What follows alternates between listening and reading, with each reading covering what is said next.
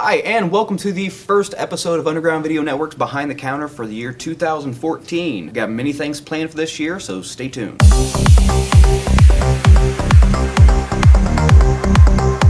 Hi, and welcome back. Like I said, this is the first episode for us for 2014. Correct. Here it is, barely January, and we have already got so much planned for this year. Oh, this year is going to be incredible. It's going to be fantastic. Speaking of fantastic, we can't begin the year without reviewing what was the milestone for the end of 2013.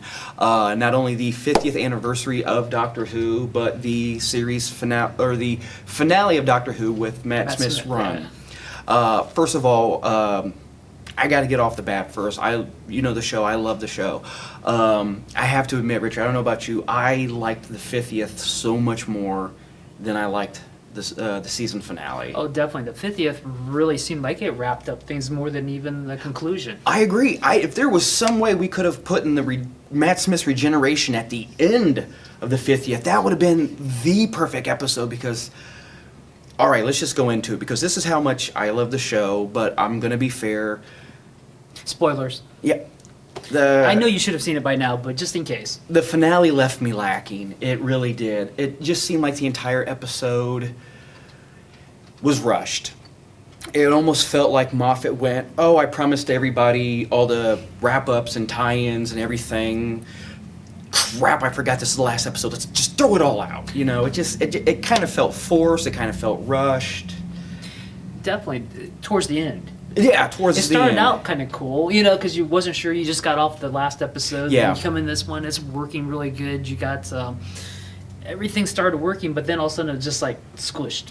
Yeah, I agree. The very first part of it was fantastic. You know, getting the Doctor to Trenzalore Right. was great, and seeing, you know, him defending the town Christmas against the wooden Cyberman was, I'm sorry. I know it's gotten a lot of slack on the internet, but I like the hell out of the wooden Cyberman, and I cannot wait for that action figure to come out.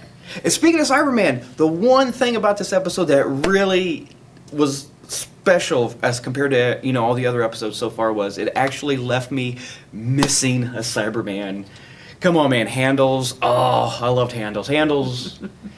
He seemed like kind of out of nowhere, but toward the middle of the episode, you're like, I like Handles. It was sort of Swamp Thing-ish. A little bit, yeah. But that out of the way, we got to talk about the 50th episode. Oh, and not only that, if you get a chance to, by the time you watch this, it's already on DVD, Blu-ray. I strongly suggest picking it up just because it also has the two short featurettes before the 50th anniversary. Oh, that's cool. The Last Day, which takes place on Gallifrey, and the was it the Night of the Doctor, yeah. with Paul McGann. Oh my God, seeing, even if it's only for a few minutes, seeing Paul McGann reprising his role as the Doctor was, God, I wish there was some way we could have gotten more of him, you know. But yeah, it's definitely worth picking up. It's definitely worth buying, and it's a great way to lead into the 50th episode. And everything about it was I just loved everything about it. Yeah, I just think, like you said, this was just the way he just wrapped things up, be able to decide how you're going to do another regeneration. Mm-hmm. You know, I mean, technically it was done, you know. Yeah, that was, I'll give him this though, he did pull it out.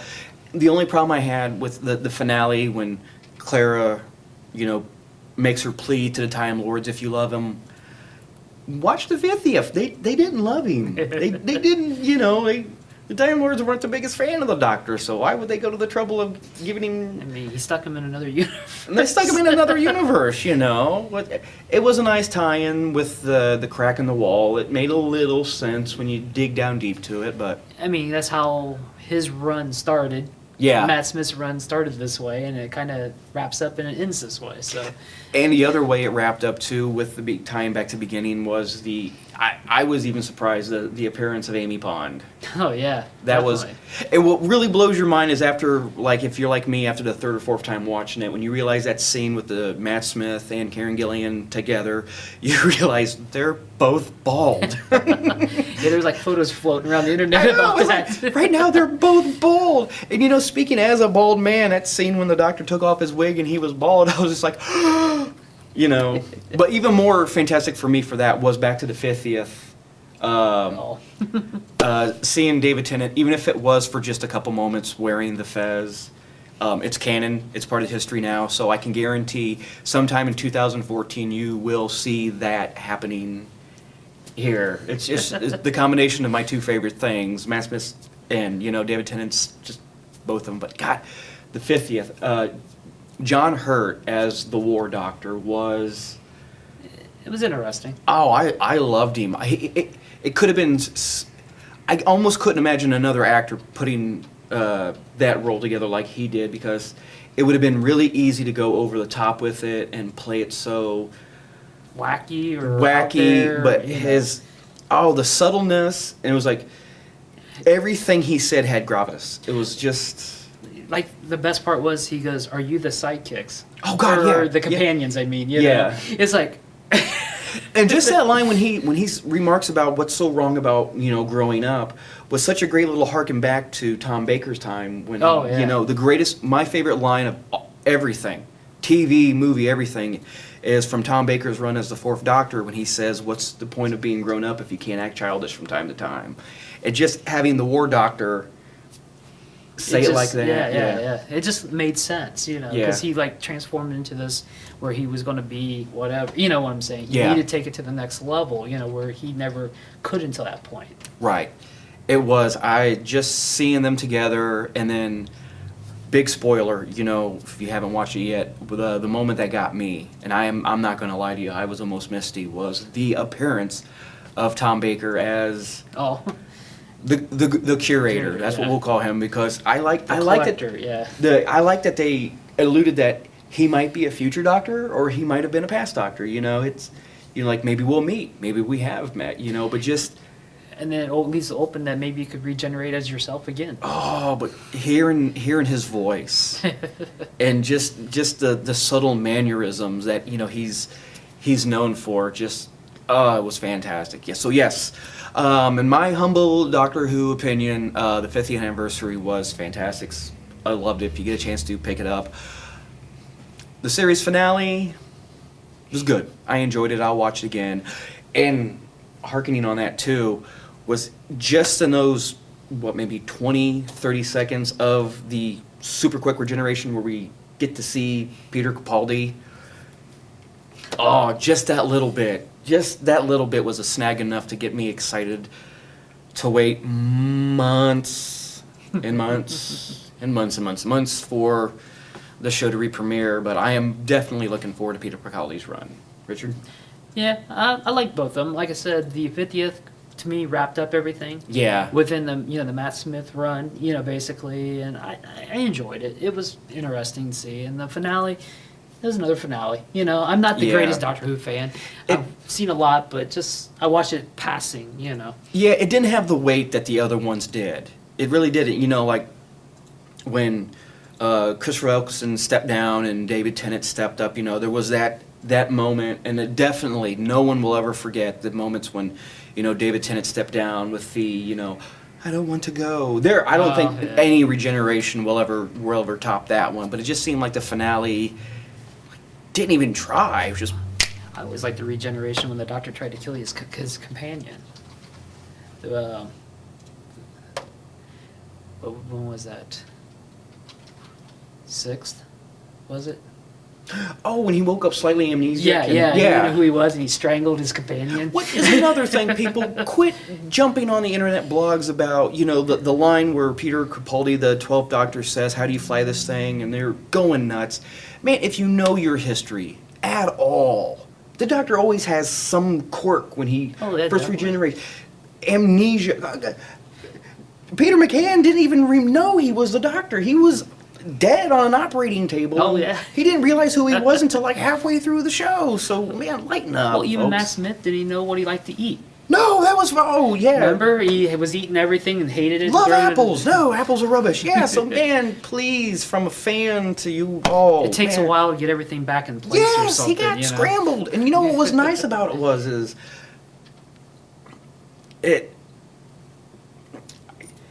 the great thing about the War Doctor, we'll go back to Night of the Doctor, is that might have been a way to show, with him drinking the elixir and, forcing the change of the doctor, might have changed the way his regenerations took effect. Yeah, hopefully we'll find a little more about that. Exactly. And the fact that, Peter Capaldi's, or Matt Smith's regeneration into Peter Capaldi is a new, Something new, folks, come on. Or did lighten the up. Time Lords give them all his energies, or you know what I'm saying? What Yeah. really happened? We don't know. Exactly. All we're saying is, as fans, cheer up. Just wait. man.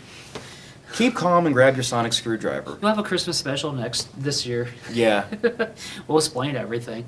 So, speaking of grabbing your sonic screwdriver, stay tuned. I have a very special geek product review coming up next. And welcome to Underground Video Network's Behind the Counters Tech Geek Review, or as I like to put it, Mike just wants to show off some cool stuff. The product I'm going to be reviewing today is the 11th Doctor's Sonic Screwdriver Universal Remote Control. This is a must-have for any Whovian, I swear. This is amazing. You'll notice the first thing out of the box is this thing is sturdy. This thing is stout. This is not a plastic toy. This has got some heft and weight to it. It is incredibly fun to play with. It has a lot of different modes. Powering up. Control mode. Memory bank C. Let's play with it first. Unassigned. Memory bank A. Memory bank B. Memory bank C. Quiet control mode. FX mode. Start off with FX mode. Right now it is just a toy. With a flick of the wrist,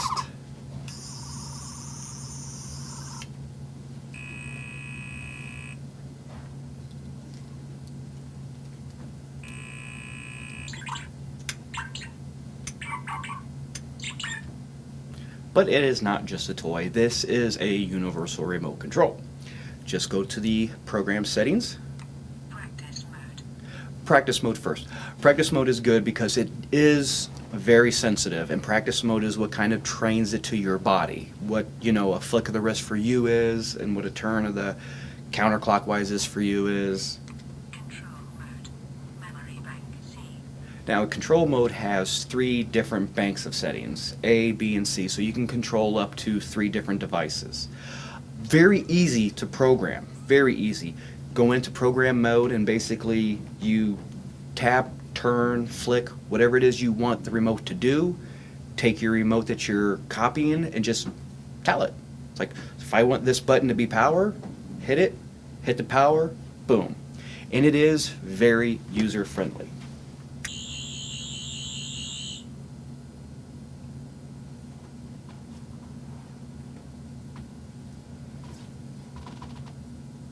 Now, I can't guarantee every time you turn on a TV with the sonic screwdriver that Doctor Who is going to come on. It just happened to work out this time. Level 5 planet. And aside from turning it on, you can program it to do other features such as the volume. I believe they call it a silent A little too loud, you turn it down.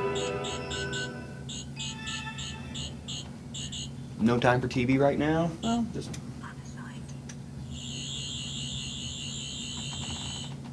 turn it off. And turning it off is as simple as holding the button down. Now, I will say this is a fantastic little toy. Will it replace your, universal remote controls? Probably not. It does take a little while to get used to. There are a lot of features on it, and sometimes it's a little bit too much.